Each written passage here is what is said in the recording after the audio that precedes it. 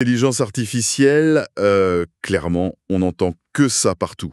Et ChatGPT 5, tout le monde en parle. Mais bon, au-delà du buzz, la vraie question pour les pros, c'est comment je m'en sers concrètement dans mon business. Pas juste pour tester, hein, mais pour avoir des vrais résultats. Et justement, aujourd'hui, on va regarder ensemble 10 façons très pratiques d'utiliser ChatGPT 5 spécifiquement pour les entreprises. On s'est basé sur une vidéo assez pointue de la chaîne YouTube Rémi IA. L'idée, c'est vraiment de commencer simple, un peu un niveau 1, facile à mettre en place. Après, on verra pour des trucs plus poussés. Mais commençons par la base. Notre objectif là, c'est de dénicher les infos les plus utiles, les plus actionnables de cette source pour aider les professionnels à vraiment intégrer l'IA. Tout à fait. Et d'ailleurs, avant même de plonger dans les 10 usages, il y a un truc essentiel que Rémi IA souligne bien dans sa vidéo. C'est souvent oublié, mais c'est la base de tout. La configuration de l'outil lui-même. Ah oui. La config. Bah oui, c'est un peu comme vouloir cuisiner un plat super élaboré sans avoir bien préparé ses ingrédients. Ça marchera forcément moins bien, quoi. Plein de gens, en fait, ils zappent ces réglages de base, alors que c'est ça qui fait que ChatGPT devient vraiment ton assistant perso, tu vois. Pour faire simple, il faut aller dans les paramètres de ChatGPT. C'est souvent en bas à gauche, tu cliques sur ton nom, puis paramètres. Et là, dans l'onglet personnalisation, il y a des cases à cocher hyper importantes. Lesquels, par exemple? Alors, il faut activer les instructions personnalisées, la référence aux éléments mémorisés et aussi la référence à l'historique des chats. Et le mode d'enregistrement, qui se base sur l'historique aussi. D'accord. Donc en gros, on lui donne une mémoire quoi, pour qu'il se souvienne de nous, de nos préférences, pour éviter de répéter tout à chaque fois. C'est exactement ça. Fini les réponses super génériques à chaque nouvelle conversation. Les instructions personnelles, par exemple, c'est comme lui donner une fiche de mission permanente. Tu lui dis qui tu es, ton métier, le ton que tu veux qu'il utilise, ton domaine d'activité, il garde tout ça en tête. Ok. Et activer la référence à l'historique, ça lui permet de piocher dans vos anciens échanges pour être plus pertinent la fois d'après. C'est ça qui change tout, en fait. Et il y a aussi les connecteurs. On peut lier ChatGPT à d'autres outils, genre Google Drive, Gmail, pour qu'ils puissent bosser avec nos propres documents, nos emails. D'accord, ça étend ses capacités. Voilà. Et enfin, on peut vraiment définir sa personnalité. Est-ce qu'on veut qu'il soit plutôt direct, créatif, super analytique, même un peu cynique si on veut? Tout ça, ça se règle. Un chat GPT cynique, ça doit être drôle. Ça permet surtout d'avoir des réponses beaucoup moins bateaux, moins standardisées. Franchement, j'avoue, j'ai souvent un peu négligé ces réglages. Je me disais que c'était pas si important. Mais c'est vrai que vu comme ça, c'est la base pour pas avoir à tout réexpliquer à chaque fois. C'est logique. Allez, on attaque le premier cas concret alors. Analyser son profil LinkedIn. Ça m'intéresse. L'idée, c'est quoi? Lui demander de jouer au consultant et de nous dire ce qui va ou pas sur notre profil? C'est ça. Et la méthode proposée est assez maligne. Plutôt que de juste filer l'URL du profil, Oui, parce que LinkedIn n'aime pas trop que les IA scannent tout, c'est ça? exactement, ils peuvent bloquer. Donc l'astuce, c'est de faire une capture d'écran complète du profil ou alors un bon vieux copier-coller du texte. Ensuite, tu ouvres un nouveau chat dans ChatGPT et tu lui dis OK, maintenant tu es un expert en optimisation de profil LinkedIn.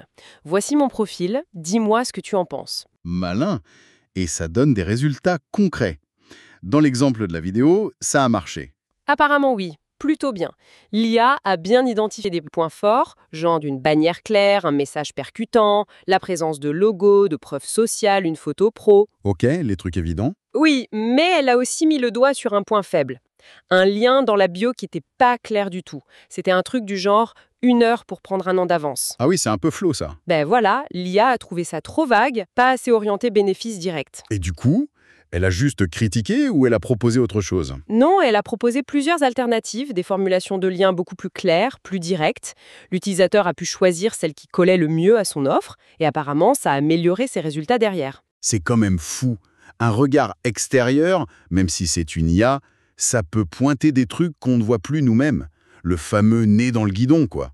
C'est exactement ça. On finit par manquer d'objectivité sur nos propres outils de com. L'IA, elle applique froidement des principes, sans affect. Deuxième cas, on reste sur LinkedIn.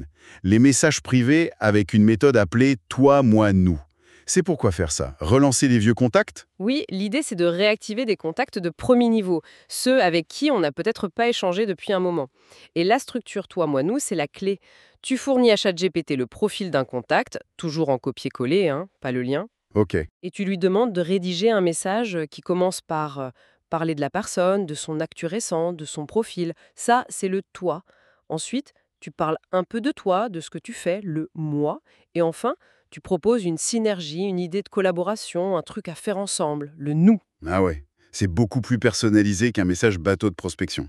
Mais ça doit prendre un temps fou si on veut le faire pour plein de contacts. Et c'est là qu'intervient la piste de l'automatisation qui est évoquée dans la source. On pourrait imaginer un petit agent IA. Un agent IA. Oui, un programme qui, par exemple, irait chercher 10 profils par jour.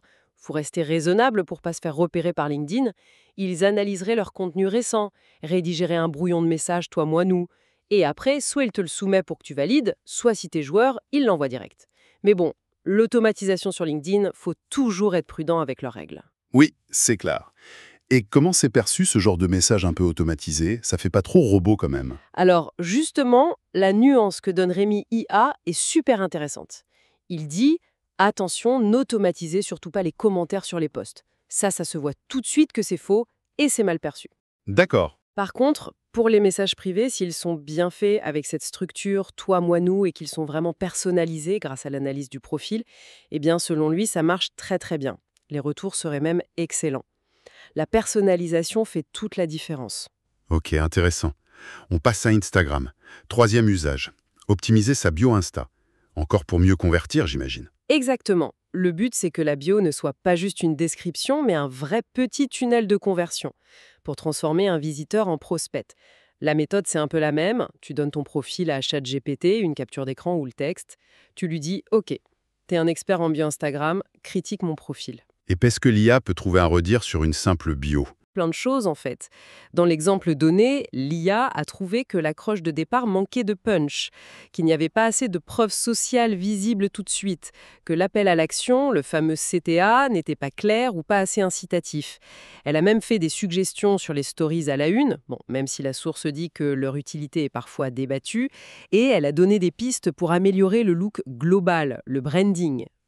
Ok, donc ça donne une sorte de checklist pour améliorer son profil, étape par étape. On modifie un truc, on redemande à l'IA. C'est un peu comme avoir un coach en communication digitale, mais version IA. C'est une bonne image, oui. Un coach virtuel. Et ça nous amène au quatrième cas, l'optimisation des articles de blog. Là, c'est pour le SEO et pour que les gens lisent jusqu'au bout, c'est ça. Exactement, double objectif, plaire à Google et plaire au lecteur. Là, on change un peu le rôle de ChatGPT. On lui dit « Tu es un expert SEO et un rédacteur en chef très critique, focus sur la conversion. Tu lui donnes ton article et tu lui demandes 2 notes sur 10. Une pour le SEO, une pour l'intérêt pour le lecteur. 2 notes, d'accord. Et le conseil en or de la vidéo, c'est de lui préciser « Sois dur, sois sévère ». Faut vraiment insister pour qu'il évite les compliments un peu mous et qu'il donne un retour qui pique un peu, mais qui soit vraiment utile. J'adore l'idée de lui demander d'être méchant. Et alors, sur l'article d'exemple qui parlait de l'IA en entreprise, il a été sévère. Plutôt, oui. Il a trouvé le sujet bon, actuel, l'intérêt éditorial correct, genre 710. Il a noté des points positifs comme les chiffres, le rythme, la structure. Mais Mais il a critiqué le manque de concret. Pas assez de témoignages du terrain, pas d'enquête, pas de commentaires cités. Trop lisse, en fait. Pas assez de storytelling. Et surtout, un jugement assez dur sur la qualité SEO jugée faible. et une fois qu'on a ce diagnostic sévère mais juste, on fait quoi? On pleure? Ah non, on passe à l'action. L'étape suivante, c'est de dire « Ok ChatGPT, maintenant que tu as critiqué, optimise-moi cet article en tenant compte de tout ce que tu as dit. » Et ça marche. Il arrive à améliorer son propre travail ou le nôtre. D'après la source, oui. L'article qui a été retravaillé par l'IA suite à ces critiques s'est effectivement mieux positionné sur Google par la suite. Cinquième point, on reste dans le monde merveilleux du SEO, la création de cocons sémantiques. Ça sonne un peu technique, ça. Oui, explique-nous simplement ce que c'est, un cocon sémantique. Pour booster une page en particulier, C'est exactement ça. Imagine, tu as une page super importante sur ton site. Par exemple, la page qui présente ton service de conférencier IA. C'est l'exemple de la vidéo. C'est ta page pilier. Le cocon sémantique, c'est l'idée de créer tout un tas d'autres pages ou articles sur des sujets très proches. Genre comment bien choisir son conférencier IA, les dernières tendances IA pour les PME, l'impact de l'IA sur le management. d'accord, des sujets autour du sujet principal. Voilà. Et toutes ces pages secondaires, elles vont contenir des liens qui pointent vers ta page pilier principale. Ça crée un réseau, un maillage interne, et ça, Google adore. Ça montre que ta page pilier est une vraie référence sur le sujet. Ça renforce son autorité. Et ChatGPT peut nous aider à construire ce réseau, cette structure. Absolument. Tu lui donnes ton mot-clé principal, conférencier IA, l'adresse de ta page pilier, et tu lui demandes « Propose-moi une structure de cocon sémantique pour cette page ». Il va t'identifier la page pilier, te suggérer des mots-clés secondaires, te proposer des titres et des sujets pour les pages secondaires, les pages satellites, et même parfois des pages encore plus spécifiques, sous satellite. Il te dessine l'architecture en gros. C'est hyper utile ça, surtout pour des pages qui sont bien classées, mais pas encore tout en haut, genre qui traînent en page 2 de Google. C'est le cas d'usage parfait qui est cité, oui. Quand t'es 15e ou 20e et que tu veux gratter ces dernières places pour arriver dans le top 10, le cocon sémantique, c'est une super stratégie pour ça. 6e application. Eld pour répondre aux emails. Ah, ça, je pense que tout le monde s'est déjà retrouvé bloqué devant sa boîte de réception en se demandant comment formuler une réponse. C'est un grand classique, oui, surtout pour les emails un peu importants ou délicats. L'idée ici, c'est simple. Tu donnes le contexte à ChatGPT, tu lui copies l'email que tu as reçu, éventuellement les échanges précédents, tu lui expliques clairement ton objectif, tu veux convaincre, refuser poliment, demander une info précise, clarifier un point. Et tu lui demandes de rédiger une proposition de réponse ? Exactement. Rédige-moi une réponse pour atteindre cet objectif. Et ça marche du premier coup ou il faut le guider un peu ? L'exemple de la réponse à un journaliste était pas mal. Oui, cet exemple montre bien qu'il faut parfois itérer un peu. La première réponse proposée par l'IA était jugée un peu trop légère, pas assez percutante pour un média national. D'accord. Donc, l'utilisateur a dû donner plus de directives. Non, je veux vraiment cibler ce type de média avec cet angle précis. Et l'IA a ajusté sa proposition. Le résultat final n'est peut-être pas parfait à 100%, mais comme le dit la source, ça fait déjà 90% du boulot. C'est une base super solide et ça fait gagner un temps fou. Et apparemment, d'après les vidéos, c'était souvent plus efficace que les outils d'aide à la rédaction intégrés, genre dans Gmail. C'était le constat fait à ce moment-là, oui. Grâce à sa meilleure compréhension du contexte et au réglage de personnalisation dont on a parlé au début, ChatGPT semblait avoir un avantage. 7e idée. Générer le contenu de base pour des carousels. Que ce soit pour LinkedIn ou Instagram. C'est vrai que ce format marche super bien en ce moment. Oui, ça engage beaucoup. Mais l'astuce ici, c'est de bien faire la part des choses entre le fond et la forme. On va utiliser ChatGPT pour le contenu, pour les idées, la structure narrative du carrousel. D'accord, pas pour le design. Exactement. Tu lui demandes un carrousel sur un sujet précis, tu peux même le challenger un peu. Propose-moi un concept original qui sort de l'ordinaire. Tu peux lui donner un exemple de ce que tu aimes bien. Ensuite, tu lui demandes de rédiger le texte pour chaque slide du carrousel. Et tu insistes pour qu'il utilise des textes courts, percutants, avec des chiffres si possible, des preuves.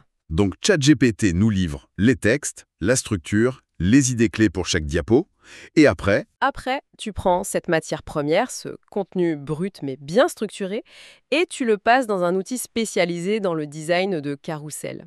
La vidéo mentionne Post Nitro, par exemple. C'est cet outil qui va se charger de créer le visuel final, de rendre ça joli et attractif. ChatGPT tout seul, pour l'instant, il est encore un peu limité pour faire de beaux visuels de carrousel. d'accord, ça clarifie bien les rôles de chaque outil. 8e point, l'analyse d'une page de vente ou d'une offre, pour avoir un retour critique et l'améliorer. Toujours le même principe du regard extérieur.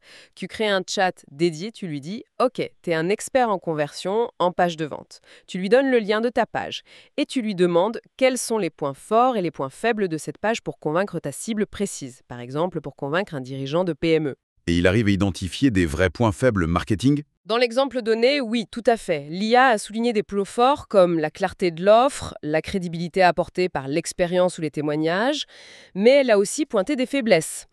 Pas assez de chiffres concrets pour prouver les résultats, un tarif pas assez détaillé, l'absence d'une offre d'essai ou de découverte, et un argumentaire qui pourrait être amélioré. Carrément. Elle a même proposé une nouvelle structure d'argumentaire pour être plus convaincant. L'idée, c'est vraiment de se servir de l'IA comme un consultant externe, un peu moins cher, pour challenger sa propre page. Et j'imagine qu'on peut tester différentes versions de la page et lui redemander son avis à chaque fois. Tout à fait. C'est ce processus itératif qui est vraiment puissant. Tu changes un truc, tu demandes « et là c'est mieux ». Et tu affines comme ça. 9e usage, on est presque au bout, la création de contenu pour des présentations. Un peu le même principe que les carousels, j'imagine. On se concentre sur le fond, la structure Exactement. L'idée, c'est pas que ChatGPT te fasse des slides magnifiques avec des animations de folie. Non. Son rôle, c'est de t'aider à construire le squelette de ta présentation, la logique narrative. D'accord. Tu peux le nourrir en lui donnant des références. La vidéo donne l'exemple du livre de Dale Carnegie sur comment faire de bonnes présentations. Tu peux lui donner des exemples de présentations que tu trouves réussies. Et ensuite, tu lui demandes une structure précise. Par exemple, fais-moi une structure de présentation style Apple, en 10 diapos, et qui se concentre sur les problèmes des entreprises avec ton sujet. Ok, il te sort la trame, les points clés pour chaque diapo. Et après, on en fait quoi? Eh bien, comme pour les carousels, on prend cette structure, ce contenu brut, et on le transfère dans un outil spécialisé dans la création de présentations, mais assisté par IA cette fois. La source cite par exemple Gamma. C'est ce genre d'outil qui va prendre ton plan et tes idées et les transformer en une présentation visuellement agréable. D'accord, donc le duo gagnant, c'est ChatGPT pour le fond et la structure, et un outil comme Gamma pour la mise en forme visuelle. C'est ça semble être le combo le plus efficace pour le moment. Et finalement, même si ce n'est pas listé comme un 10e point formel, il y a une idée qui revient tout le temps en filigrane à travers tous ces exemples. Ah oui, laquelle? C'est l'utilisation de ChatGPT comme un partenaire d'entraînement permanent, un sparring partner intellectuel si tu veux. Un sparring partner. J'aime bien l'image. Oui, quelqu'un qui t'aide à réfléchir, qui critique ton travail pour t'aider à l'améliorer, qui te pousse à explorer de nouvelles idées pour ta com, ta stratégie. C'est cette dimension d'amélioration continue, d'itération constante avec l'outil. C'est peut-être ça l'usage le plus fondamental et le plus puissant au final. C'est une excellente façon de résumer, je trouve. Donc, si on récapitule, on a vu que ChatGPT 5, bien utilisé, peut vraiment nous aider sur plein de fronts. Affiner nos profils sur les réseaux sociaux, rédiger des messages ou des emails plus percutants, optimiser nos articles de blog pour le SEO et l'engagement, structurer nos carousels, nos présentations, et même nous aider à challenger nos pages de vente ou notre stratégie de contenu. C'est assez large. Oui, le message clé, c'est vraiment ça.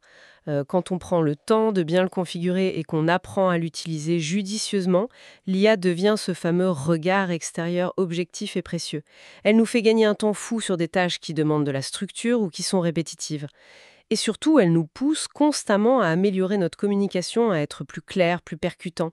C'est une vraie collaboration homme-machine en fait, chacun apporte sa force. Et pour finir, peut-être une petite question pour ouvrir la réflexion un peu plus loin que les usages qu'on a vus. Vas-y. Si une IA peut déjà faire tout ça aujourd'hui, critiquer une page de vente, analyser un profil, générer du contenu structuré, proposer des stratégies SEO, quelles fonctions, quels processus qu'on fait encore à la main dans nos entreprises pourraient-elles non pas juste améliorer, mais carrément réinventer grâce à ce type de partenariat? Quelles sont les nouvelles opportunités, peut-être même des choses qu'on n'imagine pas encore, que ça pourrait débloquer au-delà de la simple optimisation de ce qu'on fait déjà? Voilà, c'est la question que je laisse en suspens.